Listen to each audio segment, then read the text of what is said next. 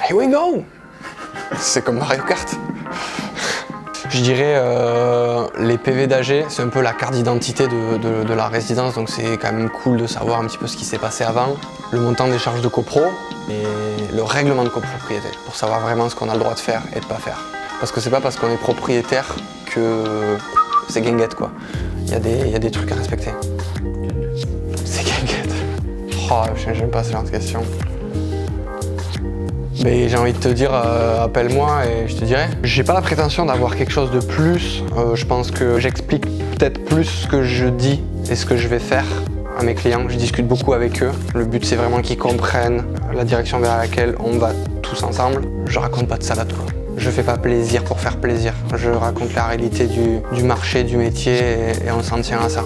Il y a beaucoup d'aspects qui sont très différents, mais moi ce que j'affectionne le plus, c'est le avant la diffusion, c'est-à-dire que c'est toute la partie mise en valeur, création du texte dans l'annonce. C'est là où un petit peu le projet du client il se sacralise et il devient vraiment réel. C'est là où moi quand je suis devant mon PC et que je fais l'annonce, que je retouche les photos, que je suis en train de vraiment construire l'annonce, je me dis ok, c'est une mise en vente qui va être réussie ou pas, ou il faut la retravailler, refaire les photos.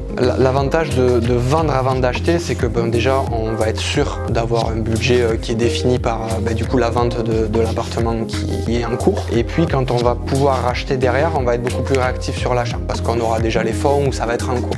L'inconvénient, c'est qu'une fois qu'on a vendu, il faut se dépêcher de trouver. Et ça, sur un marché comme le nôtre ou sur le Pays Basque, on ne trouve pas un bien en une semaine quoi. Donc ça a des avantages et des inconvénients sur les deux.